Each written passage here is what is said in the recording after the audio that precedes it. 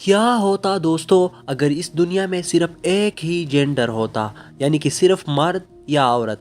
آپ سوچ بھی نہیں سکتے کہ یہ دنیا کتنی بورنگ ہوتی۔ نہ تو مرد حد سے زیادہ کمانے کی کوشش کرتے اور نہ ہی عورت سجانے کی، مگر اللہ تعالیٰ نے تمام زندہ چیزوں کو جوڑوں میں پیدا کیا تاکہ سکون پائے۔ لیکن جہاں سے تاریخ کی شروعات ہوئی وہیں سے جینڈر کو بنیاد بنا کر بہت سے رائٹس بھی وائلیٹ ہو گئے، اور پھر اسپیشلی ویمن رائٹس، خواتین کی حقوق کیا ہے؟ اگر سچ میں صرف ویمن رائٹس وائلیٹ ہو رہے ہیں تو پھر ویمن رائٹس آرگنائزیشن کر کیا رہی ہے؟ آئی انہی کویسچنز اور کئی فیمینسٹ مسکنسیپشن کو کلیئر کرنے کی کوشش کرتے ہیں آج کے اس ویڈیو میں۔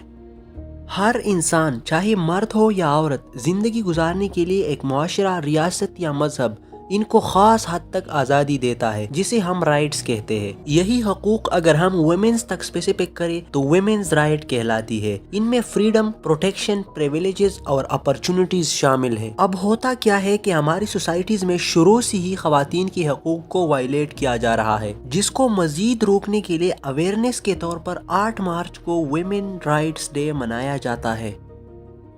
اب مسئلہ یہ ہے کہ جو لوگ ویمن رائٹس کی بات کر رہے ہیں وہ خود بھی اس کے وائلیٹرز ہیں۔ یہ تنظیمیں بنیادی طور پر 2 چیزوں کو بہت فوکس کر رہی ہے، ایک خواتین کو کچن سے آزادی اور دوسرا اس کو جسم کے استعمال کی آزادی۔ اس مقصد کے حصول کے لیے یہ تنظیمیں 8 مارچ کو خواتین کو اکٹھا کرتی ہے اور اس کو پبلک میں نچوا کر اس کی حقوق کی بات کر رہی ہوتی ہے۔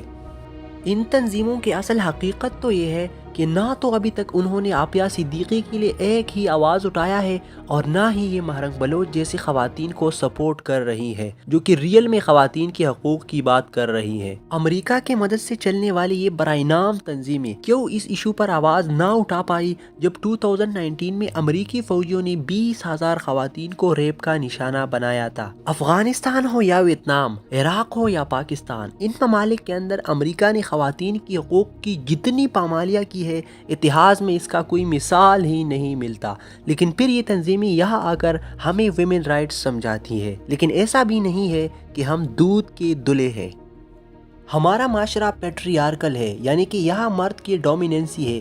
گھر اور معاشرے کے تمام اہم فیصلے مرد کرتے ہیں۔ وہ خاندان کا سربراہ ہوتا ہے، نسل باپ کے نام سے چلتی ہے۔ دیہاتوں میں زیادہ تر خواتین کو مشکلات کا سامنا کرنا پڑتا ہے، جیسا کہ تعلیم سے محرومی، روزگار کے نامواقف حالات، غیرت کے نام پر قتل وغیرہ۔ معاشرے کی ان تمام برائیوں کو ختم کرنے کے لیے اسلام نے ہمیں بہترین پرنسپلز دی ہے۔ اسلام نے زمانہ جاہلیت میں ویمن رائٹس کا نعرہ بلند کیا اور عورتوں کو مردوں کے برابر حقوق دے کر زمانہ جاہلیت کی ان لاچار عورتوں کو عظیم مقام دیا جسے پہلے زندہ دفن کیا جاتا تھا۔ قرآن مجید کی سورۃ توبہ میں ارشاد ہوتا ہے کہ سچے اور ایماندار مرد اور عورتیں ایک دوسرے کے برابر کی دوست ہیں۔ اسلام نے عورتوں کے حقوق پر اتنا زور دیا کہ عورتوں کے بارے میں الگ سورۃ النساء نازل فرمائی۔ خطبہ حجۃ الوداع میں اس کی حقوق بیان ہوئی۔ اسلام میں خواتین کو حصولی روزگار، کاروبار چلانے، کسی چیز کی ملکیت حاصل کرنے اور اس سے فائدہ اٹھانے کی بھرپور آزادی دی گئی ہے، بلکہ بعض چیزوں میں تو خواتین کو مردوں سے بھی زیادہ حقوق دیے گئے ہیں۔ مثلاً یہ خواتین کا بنیادی حق بنتا ہے کہ اگر اس کے گھر کے خرچے کا انتظام نہیں کیا جاتا تو اپنے قریبی رشتہ داروں کے خلاف عدالت سے رجوع کر سکتی ہے۔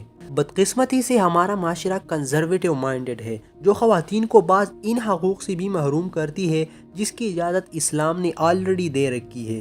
اس لیے آج سے ہم عہد کرتے ہیں کہ خواتین کو ہر ایک جائز حق دیں گے، جس سے معاشرے میں تفریق ختم ہو جائے، معاشرہ سب کے حقوق کا پابند ہو جائے، کیونکہ عورت کی ترقی اصل میں ہماری ہی آنے والی پشتوں کی ترقی ہوتی ہے۔ وجود زن سے ہے کائنات میں رنگ،